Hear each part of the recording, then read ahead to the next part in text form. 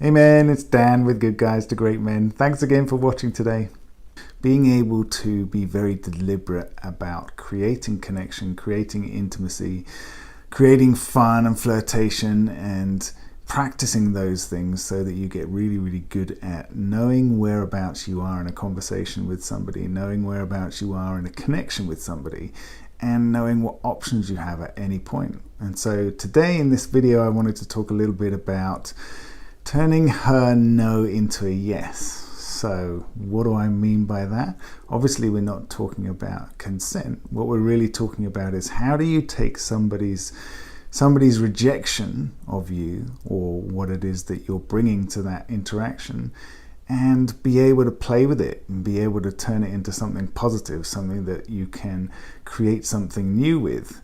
And so sometimes I like to talk about this with regards to, if you imagine you're walking down the street and those people, the sales people with clipboards or the survey people are coming up to ask you questions, and everybody has this default state of no, right? Before they've even started saying what they're going to say, the instant response is no, not interested, haven't got time, too busy, whatever.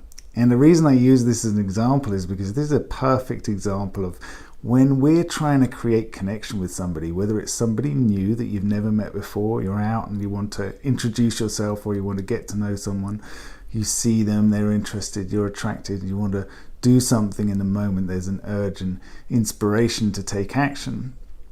Or whether you're in a long-term relation, 10, 20, 15 years of relationship, marriage, or whatever, and there's some disconnection and distance, or you're finding that anytime you want to create that connection, anytime you want to get close or even initiate and invite her into some kind of intimacy, you're finding that there's a rejection. There's a default state of no, I'm busy, want to wash my hair, I'm tired, whatever it is, you're finding that initial resistance. And I just want you to understand that that's like a normal thing for us humans in particular. We just have that default state because oftentimes we think somebody wants to get something from us, right? We think somebody is only out to get what they want. And so there's an initial resistance, there's an initial no. And so being able to understand that, being able to just be aware of that, means that you can understand that that initial no isn't necessarily the actual answer in the long term. It's just that she may not be in the place that you are. You've been thinking about this, you have an inspiration or an urge to do something, to take some action, and she may be thinking about something completely different. She may be concerned about something, she might be worried about something, or she may just not be in the same headspace or physical sensation that you are. And so to be able to understand that the initial response, that initial rejection, the initial excuse isn't necessarily the final reason or the final thing that's going to happen in this interaction. Now it's much more about how are you going to respond to that initial rejection, to that initial resistance, to the default state of no. Because good salespeople know that this initial resistance doesn't necessarily mean that there isn't an opportunity to be able to create a connection, and then to be able to create some kind of interest and curiosity in what it is they have to offer, right? People who are artful at this are really good salespeople, but then you're talking about something in a relationship. What you're selling is not what you want to get. What you're selling is who you are and how you're being and what it means to you to want to be able to be connected with this person, to want to be able to understand them a little bit better and get curious and want to understand what's going on for them and what's interesting to them and what's interesting between the two of you in this moment. So to be able to do that, you've got to stay grounded, you've got to stay centered, you've got to know what your value is in that moment. You've got to be able to stay with that, understanding that, feeling that, knowing that for yourself, even when there's resistance from her, from this initial reaction to your wanting or initiation of some kind of connection.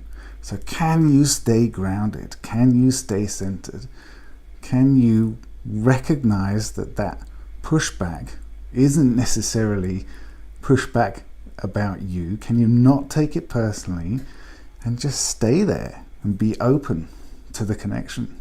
Because oftentimes, just your ability to stay there and be open to the connection, to be curious, to be interested in what's going on for her, what's really happening for her, what's real in this moment for her.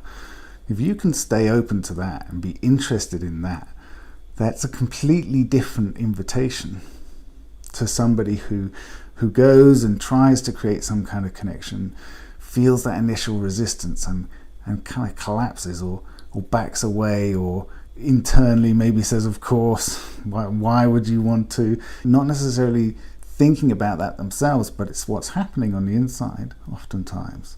Been there, I know that experience, and it's one of the most crushing, feels like a kick in the nuts or a punch in the gut. So it's a horrible experience, but actually the horrible experience is us creating that. There's an initial bit of resistance, and so we take that initial bit of resistance and we start saying, self-flagellating, beating ourselves and saying, that's exactly what's wrong with me. That's exactly why this relationship is never going to work out. There's always an excuse. There's always something that gets in the way. When what gets in the way is she's not had time to think about what it is that you're inviting her into. Give her a little bit of time. Give her a little bit of a moment or two to be able to think about it, to be able to feel what she's feeling, and then make a decision from there. You might find that actually the decision after a little bit of time, just a few seconds, is, okay, you have my attention, now what? Right? You have my attention, now what? What are you going to do with that attention then? Okay guys, take it easy. See ya. Bye.